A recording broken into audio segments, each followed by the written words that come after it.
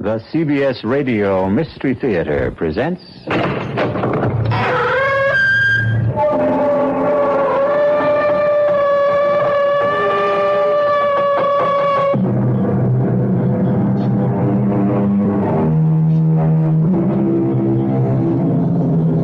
Come in. Welcome. I'm E.G. Marshall. Welcome to the sound of suspense. Welcome to the fear you can hear. Welcome to the world of terrifying imagination. This is a tale about justice, about the lady who stands over the criminal courthouses of America with a blindfold over her eyes. Of course, the blindfold represents impartiality, not faulty vision. But yet, there are occasions when justice seems to be looking the other way. And that's something which bothers Attorney Ned Murray very much indeed.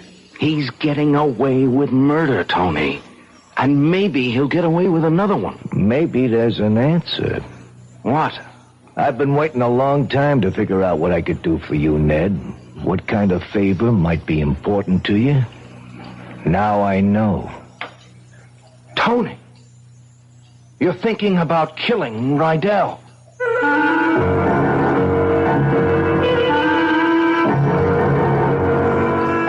Our mystery drama, After the Verdict, was written especially for the Mystery Theater by Henry Slesar and stars Tony Roberts. I'll be back shortly with Act One.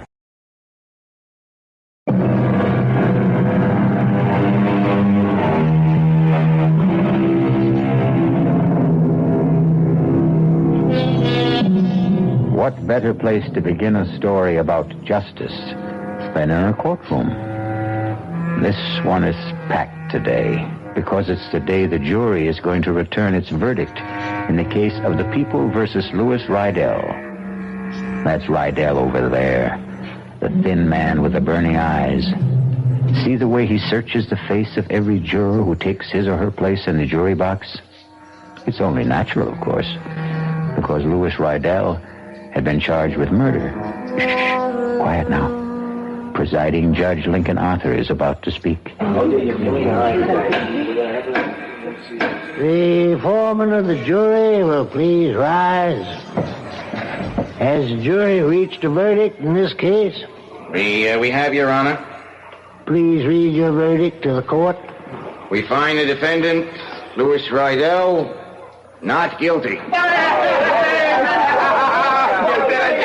Mr. Murray. Congratulations, Lou. I'm very happy. You're happy. How do you think I feel? Hey, come on. Let's get out of this place. Let's celebrate, huh? Let's pick up my wife and have a ball. Well, I don't think I can. I promised my boss that I'd go down You don't care about your boss. You want to see that daughter of his. Okay, we'll make it a foursome. I can't, Lou. I'm sorry. Come on, Counselor. No, he's got a cab waiting outside.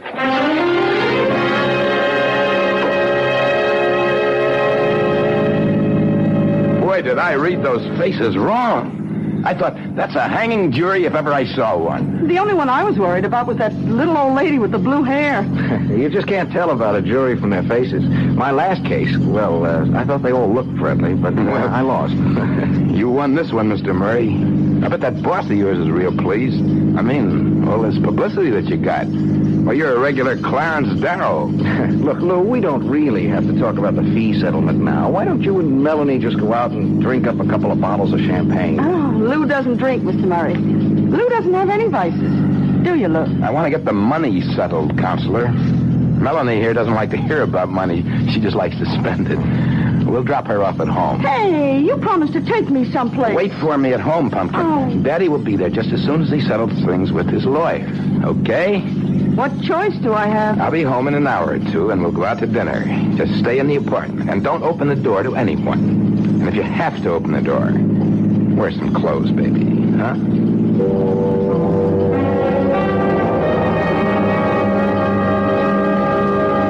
Yeah, this is a nice little office you got here, Mr. Murray. Only, strikes me as kind of small, isn't it? It's big enough, Lou. I mean, compared to that big office down the hall, Mr. Ostrow. Mr. Ostrow is the senior partner of this firm, Lou. Well, maybe when you marry his daughter. You are going to marry that chick, aren't you?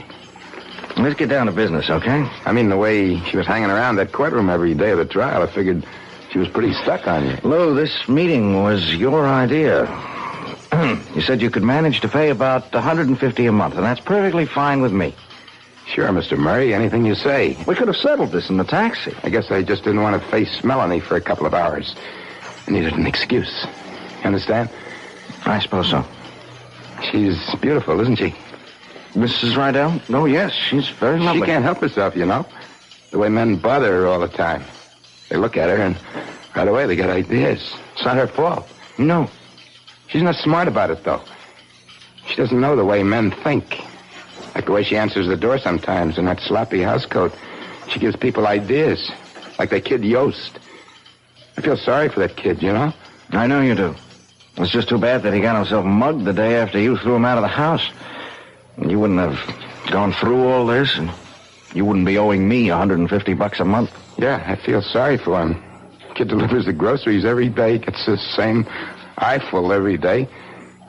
His tongue must have been hanging out. Lou, I really have to get on home. I've got a party at my boss's house tonight. But just the same, I'd do it again. That's the way I am. When a guy touches my wife, I get a red fire in my brain, and I can't stop myself. Now, I owe you a lot, Mr. Murray. More than money. Well, forget it. Just learn to keep your temper. I really killed that boy, you know? What did you say? I killed him, Mr. Murray. I waited for him in the hallway the next day, and I grabbed him. He was a scrawny kid. It was like wringing the neck of a chicken. I'd do the same thing again, Mr. Murray, to the next guy who bothers my wife. They've got to learn. Well, you better go now. Melanie's waiting for me. You lied to me. Every stinking word you told me was a lie. Don't be sore, Mr. Murray. I couldn't tell you the truth, could I? I mean, you wouldn't have taken the case, would you? Yes. I would have taken the case and told you to plead guilty with cause. No, that wouldn't have been any good. I wanted you to get me off, and that's what you did. Look, I gotta go now, Mr. Murray. I just want to say thanks again. Oh, you think it's that simple? You think you can just walk out of here? Melanie's waiting for me. She likes to eat dinner early. The girl's always hungry. So long, Mr. Murray. Oh, my God.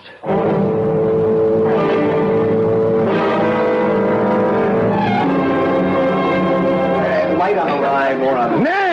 Ned, for the love of Mike, where you been? Sorry I'm so late, Mr. Armstrong. Who do you think this party's for, anyway? Well, come in. Karen's going out of her brain waiting for you to get here. It looks like quite a crowd. Well, they're all in your pocket tonight now, Ned. All right, everybody, hold it. Here's the man we've all been waiting for. Ned Murray, folks. Greatest trial lawyer since Clarence... since Harry Ostrand. All right, come on, Ned. Karen's over here. Ned, Hi, darling. where in the world have you been? The party started 2 hours ago. I just lost track of the time, that's all. Must be love, if you ask me. All right, I'll see you kids later. Ned, come into the kitchen for a minute. No, it's full of servants. Come into the bedroom. Now, that's an offer I can't refuse. Well, what did you have in mind? Give you one guess. Oh, darling, I'm so proud of you. You were so wonderful. That kiss was pretty wonderful. Father says that you are everything he used to be in the courtroom, and there's no higher praise he can give than that. Look, let's forget about the trial. It's over. Oh, no, I don't want to forget about it, Ned. I'm just so thrilled with the way you handled the case. That man Rydell seemed so guilty. But there's too much fuss about all this, Karen. Father said that if you could win this case, you could do anything. That it would mean a lot of business to the firm. Do you know what I think? He's not going to wait on that promise about the junior partnership. I think he's going to do something about it right now. Are you serious? Don't tell him what I said, but I'm sure of it. Ned, you'll have to stop making excuses pretty soon, lover. You'll have to name the day. Oh, for heaven's sake. It's probably your father wanting me to join the party. Hiya, Ned. Ostrow told me you were here. Tony, for the love of Mike, I haven't seen you in ages. Yeah, that's right. Oh, hey, I am sorry. I didn't know you had somebody with you. It's all right, Mr. Igo. I was just going to fix my makeup. See you later, darling. Yes, sure. Tony, I don't think I ever saw you at Ostrow's before. Yeah, you know me, Ned. I don't like to mix with all these big shots. Hey, you still talk to ordinary people? Big celebrity like you, huh? I'll talk to you anytime, Tony. Listen, I was in court today. I've been there the last 4 days. Bet you didn't even notice, huh? That was nice of you. Busy man like you. Well, I got a personal interest. You know that. Sure. Tony, I was real glad you won, kid. Reminded me all over again what you did for me 2 years ago. Get me off that murder rap. It was like seeing the whole thing again. it wasn't the same, Tony. For one thing, you didn't kill it. I mean, come on, let's go out and get a drink. Ah, not for me. Since I seen you last, I got me an ulcer. That's the price of success, you know, in my business, just like yours. That's too bad. You know something, Ned? You don't look so healthy yourself. No, I'm okay. You look great in that courtroom, only now, you don't look like a guy who won a case. You look like a loser. I'm just tired. Let down, you know. Yeah, sure. Hey, look, Ned, you remember what I told you once, huh? You got any troubles you can't handle, I want to hear about them. You got a favor coming from me, and it bothers me not to pay off. That was a long time ago. You don't owe me anything. I keep good books. Don't tell me who I owe. Hey, go on, Ned. Find that girl of yours. Maybe she can cheer you up, huh? Tell you the truth, Tony, I need a couple of minutes all by myself. You know how it is, huh? Yeah, sure. I know how it is. Sometimes too much is too much. Yeah, that's right. See you around later, kid. Okay? Yeah, later. Sometimes too much is too much. I really killed that boy, you know. He killed him, and I let him get away with it. I killed him, Mr. Murray. Oh, God. I'll do the same thing again to the next guy who bothers my wife. I'll do the same thing, Mr. Murray. The same thing.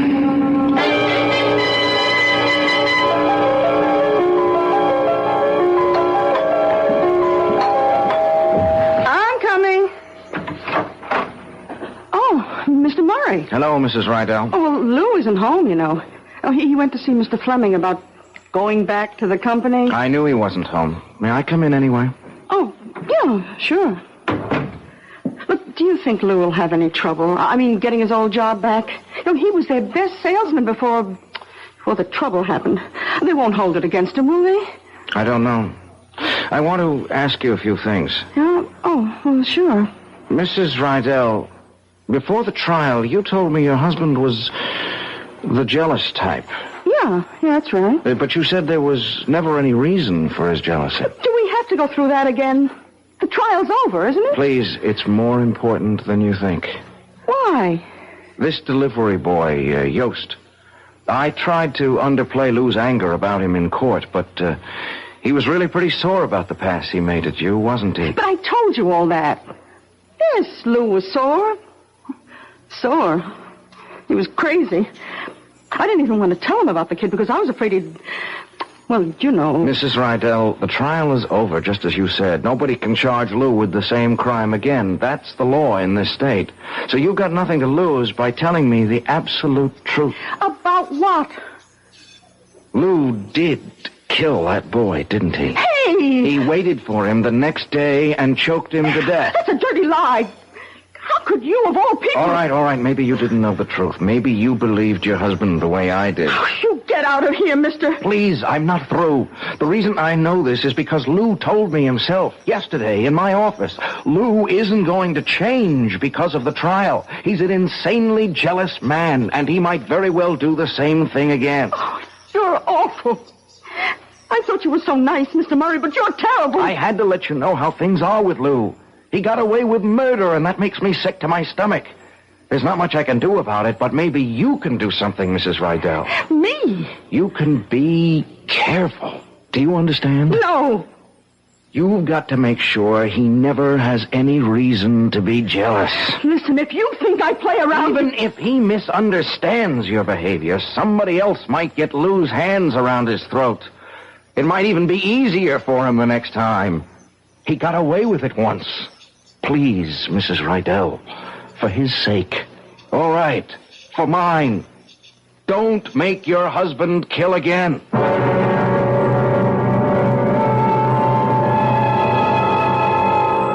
I don't know about you, but I think Mr. Murray's request is very reasonable.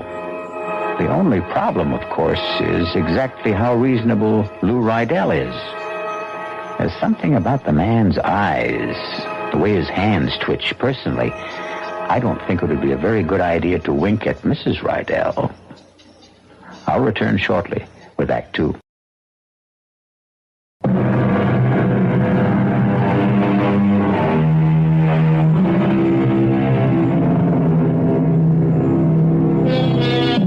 And now here's Act Two of After the Verdict. It's a bright, sunny morning, the kind of morning that fills promising young men like Ned Murray with enthusiasm for life. After all, he has everything going for him. A fine career ahead, marriage to a lovely young lady who also happens to be the boss's daughter, and even if his recent triumph has turned a bit sour, it was still a triumph, wasn't it? But as Ned Murray goes to see Harry Ostrow, he finds the sun isn't shining in the big corner office. The shades are drawn. His boss's face is a thundercloud. You wanted to see me, Mr. Ostrow? Yes. Come in and shut the door. Hello, Mr. Murray. Nice to see you again. Oh, hello, Lou. What are you doing here? Mr. Rydell's told me something I find hard to believe, Ned. I said he must be mistaken, but he swears it's true. Did you go to see Mrs. Rydell yesterday? Yes. Why did you think it was necessary to do that? I had something I wanted to tell her. It was strictly an unofficial visit. You told her I was guilty. You went up there deliberately just to frighten her. I ought to sue you for what you did, Mr. Murray. Lawyer or no lawyer. What kind of nonsense is this, Ned? You didn't say any such thing, did you? Well, did you? Yes, sir, I did. What? I didn't go there to frighten her, just to warn her. Right after the trial, Mr. Rydell here obliged me with a nice little confession. A little late, I'm afraid. Confession? What are you talking about? That's a lie. I don't know what you've got against me, Mr. Murray, but I've never heard of a lawyer behaving like this. I didn't kill that boy.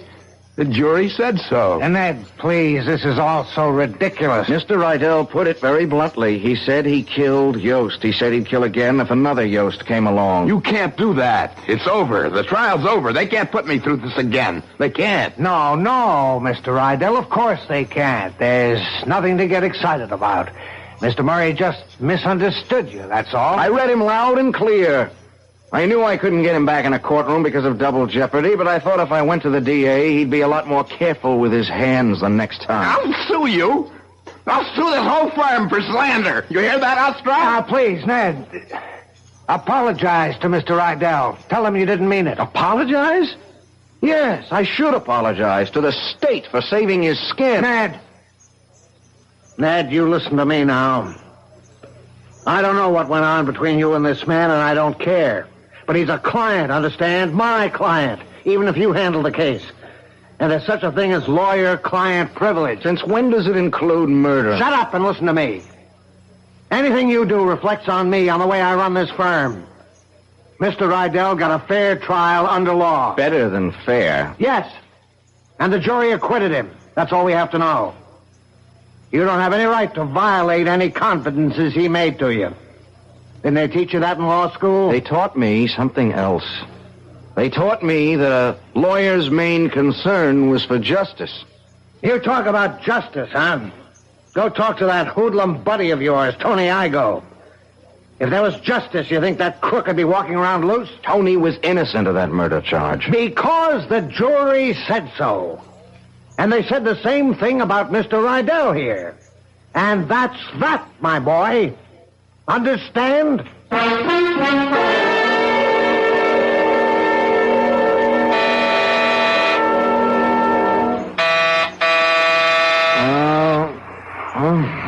yet? Oh, for Pete's sake. Can't they let a guy get some rest in his own home? Well, have I caught you with a blonde? You caught me with a bottle. And just in time, obviously. Well, the least I can do is make sure you don't drink alone. Not enough for the two of us. Even if I give you this? What is it? A present. Open it. It's that pipe you were so crazy about. The one with the ivory carving. I was saving it for some special occasion, but your birthday isn't for 6 months. It's a beauty. If you're going to bribe me, I prefer cash. Really? And I thought I'd use sex appeal. I understand that's surefire. Excuse me, it's time for another drink. What's so funny? The whole thing. You, Father. He told me about that scene in his office this morning. I wish I could have been there. Clarence Darrow versus William Jennings Bryan. It wasn't. It was stupid versus childish, and all because of that. All because of that silly man with the funny eyes. Honestly, Ned, I hope you won't make any more fuss about him. I thought it was Daddy who was making the fuss. Believe me, I think he feels just awful about the whole silly quarrel. Yeah, I'll bet he does. Oh, for heaven's sake, Ned. Why would you want to spoil things now? All right, maybe that idiotic man did kill that grocery boy, but I'm not saying he didn't. But, well, wouldn't be the first time that a guilty man is... Ned! It's the first time for me. Don't you understand that? The first time I ever got a guilty man off? Was it really, darling? Well, that man Tony was innocent. Well, innocent of that crime, maybe, but what about all the others? He might have killed a dozen men before, or had them killed. He wasn't being tried for killing a dozen men, only one. And he was innocent of that. I should know better than to talk to you while you're drinking. I'm going to the district attorney tomorrow, Karen. Even if it doesn't do a bit of good, I'll feel better for it. Do you know what the DA will say? He'll say you're a fool. I don't care. You haven't got a shred of proof. Not a shred. And all the proof in the world wouldn't put Lou Rydell back on the stand. You know that, don't you? If you go to the DA tomorrow, you can find yourself another connection. What? What was that? Oh, I'm sorry, Ned, but he did say it. And I know my father. I know he never says anything he doesn't mean.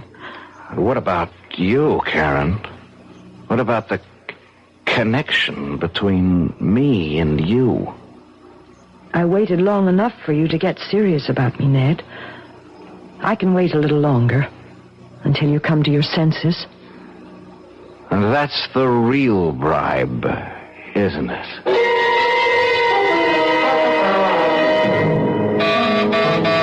Hey, Dad! Open up, it's Tony! Hey! What's that? What's all the racket about?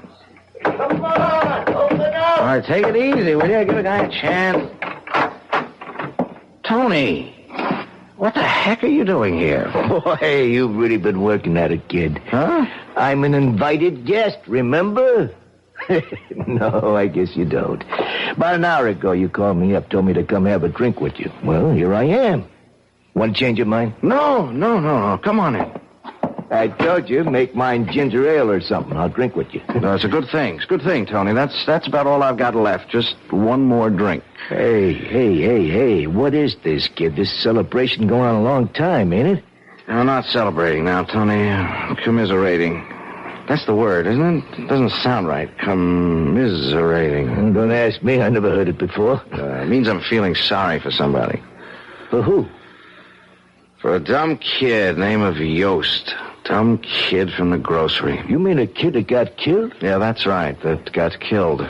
Yeah. And you know who killed him? How should I know? Where's that drink? Oh, here it is. Here's the crime, Tony. Put it down, Ned. What? You heard me. Put it down. You want to tell me your troubles? Okay, I'll put on a pot of coffee for both of us.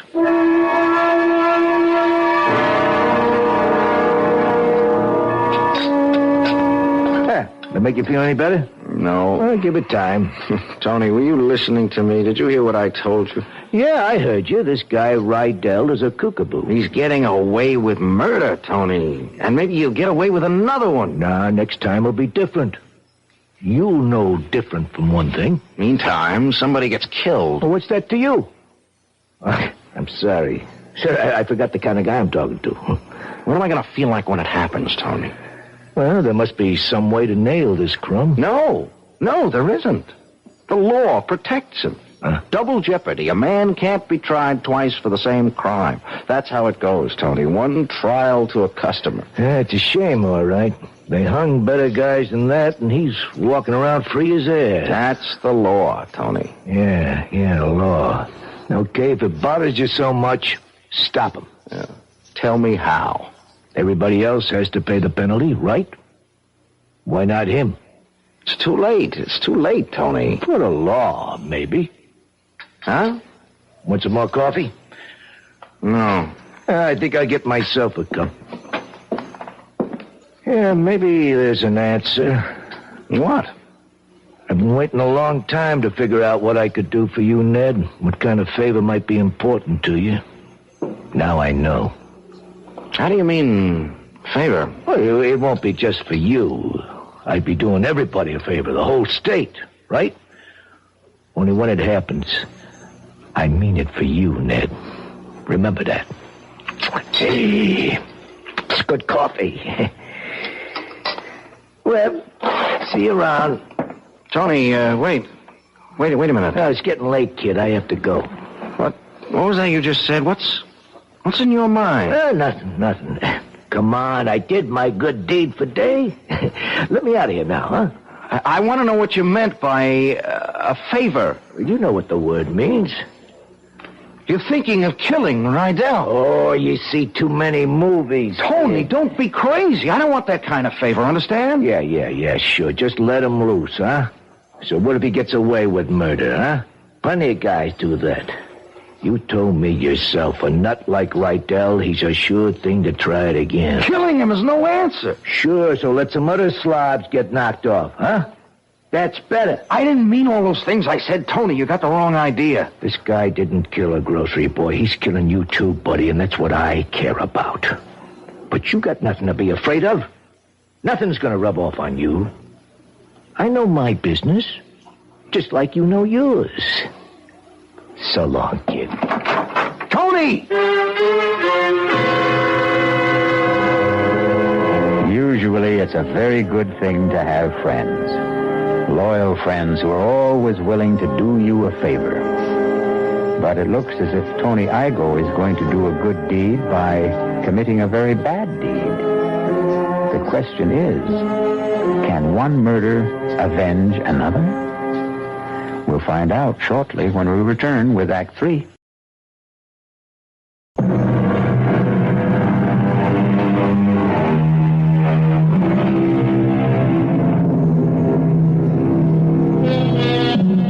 Now, the last act of After the Verdict. Listen closely. Here's a sound we don't hear very often. Yes.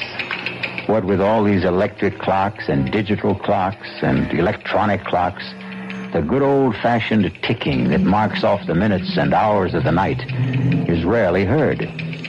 But tonight, Ned Murray is hearing that sound. Hearing it from a clock which normally purrs softly on his night table. But Ned's hearing is highly sensitive tonight. His brain is tuned like a high-frequency instrument, picking out the slightest vibrations, tuning in on voices he doesn't want to hear. Sure, I killed that boy, Mr. Murray. I waited in the hallway and I grabbed him. It was like wringing the neck of a chicken. It won't be just for you, Ned. I'd be doing everybody a favor, the whole state, right? Yes. That's true enough. They hung better guys than that, and he's walking around free as air. Yes. Everybody has to pay the penalty, right? Why not him? Yes. That's true. Why shouldn't he pay? A man is murdered. A murderer has to pay. Tony is right. He's right. Hello? How are you, darling? I'm all right. I'm in bed. Oh, I'm sorry. Did I wake you up? No, I was just lying here. You're not sick, are you? No. Well, it's only 10:30. I didn't think you went to bed so early. I did tonight. You're angry with me, aren't you? No, Karen, I'm just tired. I drank too much. Oh, I knew you'd do that. Ned, I'm so mixed up. Well, what's there to be mixed up about? The choices are pretty clear, aren't they? Are they? Not to me, they aren't. I don't think things are ever that simple, especially when it comes to law. Just ask your father. He knows all about the law. He knows how to make money at it. That proves it. That isn't fair, Ned. No, I suppose it isn't. Don't you remember what he used to say? That if the time ever comes when right and wrong are absolutely clear, there won't be any need for lawyers. Your father didn't say that, Karen. He was quoting someone. Who? Judge Lincoln Arthur, as a matter of fact, the judge at Rydell's trial. Well, it makes very good sense to me. Yeah. Judge Arthur always made sense to me, too. Karen, do you mind if I hang up now? Then you are angry. No. It's just that I have to make a call. A very important call. All right, Ned, but will you call me tomorrow? Yes. If there is one. Good night, Karen.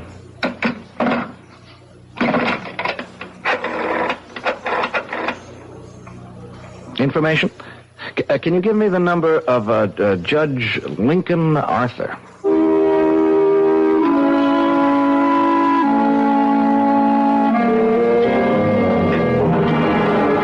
Sure you don't want any wine, Ned? No, Judge, thanks. I've sworn off that stuff for the duration of my life. Sounds like you had yourself a party. Is that when you came up with this parable? Isn't that what you called it? No, Judge. It's more like a riddle, a legal riddle. The only thing is, I already know the answer.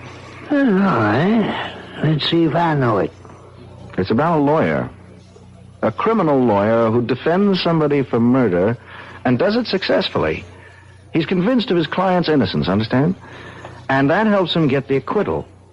But right after the verdict, he makes a discovery that his client is guilty. How does he make this discovery? Is that important? It might be.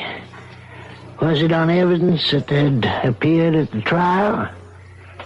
Evidence he had misinterpreted or concealed unknowingly? No. It was a confession. How does he obtain this confession? It's given to him, unsolicited by his client. Why? I don't know. Perversity, pride, ego. Anyway, he knows the truth about his client. And he knows something worse. That the man is more than capable of committing a similar crime. In fact, he boasts of the possibility almost gleefully. Any witnesses to this confession? No. And when he's confronted with it, the client denies ever having made it. You're not asking a legal question, Ned. I'm sure you know where your hypothetical lawyer stands legally. In the middle of nowhere. Is this a moral question, maybe? Well, you might say that. I mean, if you were that lawyer, Judge, what would you do? If I were that lawyer, Ned, and if I were your age, I suppose I'd do what you're doing now. I'd get angry. With my client, with myself, maybe even with the law. But if I were practicing now, I think I'd feel different. How different? I wouldn't feel anger. Only pity. Pity? For a man like that? Yes. Exactly for that kind of man. Man who feels a compulsion to confess must have felt a similar compulsion to kill. They're symptoms of the same disease, Ned. If there's one thing the law has learned in this century, it's the ability to feel compassion for the emotionally disturbed. Yeah, he's that all right, but that doesn't... Dad, this parable of yours, you talking about Louis Rydell? Yes. He told you that he murdered Yost. He did, I swear it.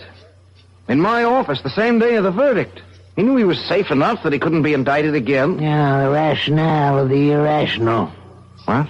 Oh, for God's sake, Ned, use your brains. Can't you see that the man's mentally ill? Everything points to it. He killed a boy just for putting an arm around his wife. He confesses when there's no need to confess. Is it worthwhile venting all this anger against such a man? But he's dangerous. He'll do this again, Judge. If a man just looks cross-eyed at his wife, it'll be another excuse for murder. If he had confessed this to you before the trial was over... I would have demanded that he plead guilty. He'd be waiting to serve a life sentence right now. And Ned, you're forgetting something. What? I was the judge at the trial. It was my prerogative to pass sentence, not yours. It was first-degree murder, premeditated. Ned, if the jury had brought me a guilty verdict, I would have recommended psychiatric examination with a view to confinement at an institution for the criminally insane. But you didn't know he was... even I didn't know he was crazy. Well, do you know it now? Do you feel it now? Do you recognize that he needs cure more than punishment? Punishment? The law only penalizes the guilty, Ned. Isn't that what we all believe in? We don't penalize the sick. I have to go, Judge. I have something to do. It's getting pretty late for running errands, Ned. Almost midnight. Yeah, but this is important, Judge. I have to see someone. I have to tell something very important.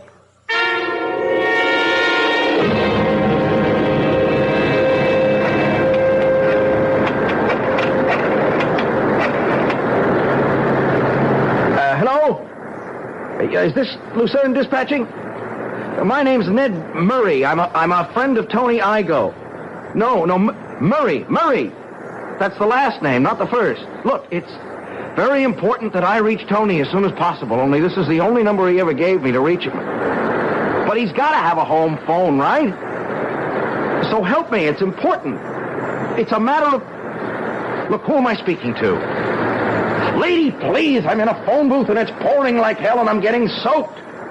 No, I'm sorry. I didn't mean to talk to you that way. Yes, I realize that, but if you could make this one exception. Well, how do you know he isn't home? For God's sakes, it's after midnight. Yes, all right. He couldn't have gone there tonight. He couldn't. Taxi!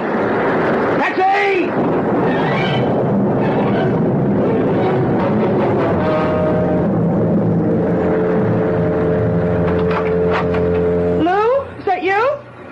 Yeah, it's me. Disappointed? Where the heck have you been? I've been taking care of business. What business?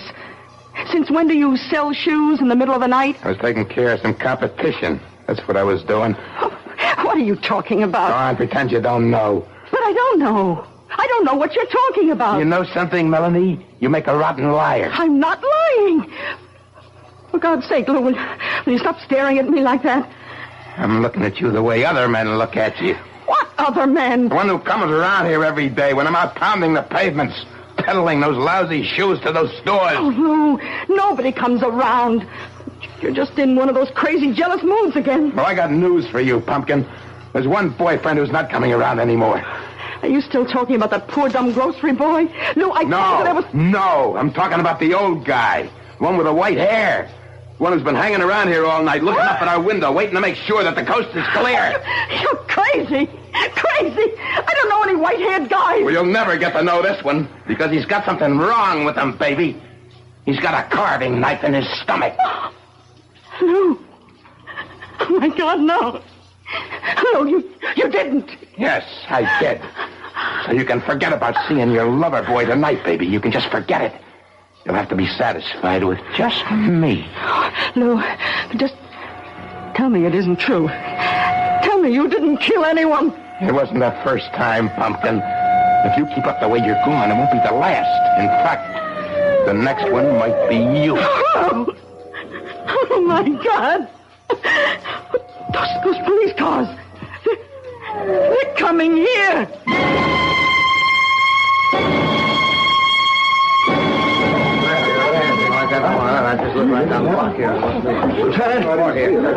Lieutenant Gerhardt. Oh, hi, Ned. What are you doing here? What's going on?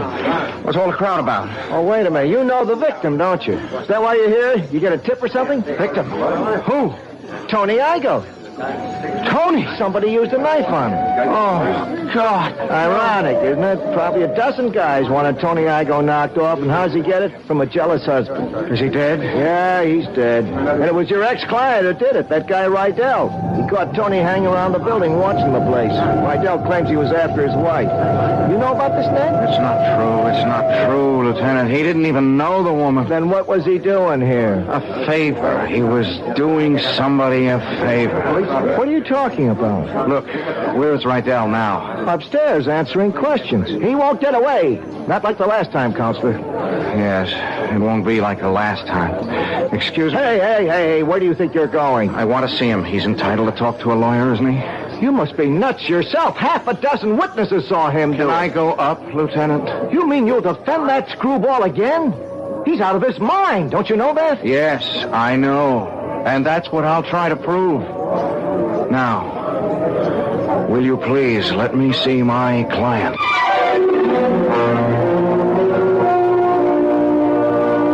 And so Ned Murray is about to try for still another verdict.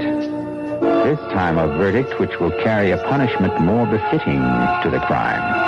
And something tells me that he'll be very successful. Not just as an attorney, but as a human being. I'll be back shortly.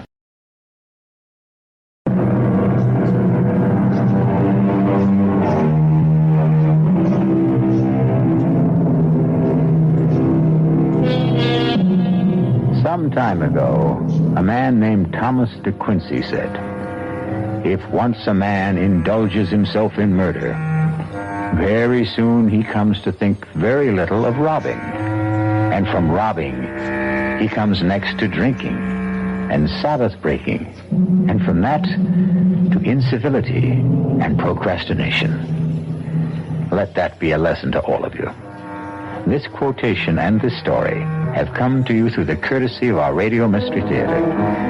Our cast included Tony Roberts, Joseph Julian, Bryna Raeburn, Barbara Caruso, Robert Dryden, and Sam Gray. The entire production was under the direction of Himan Brown.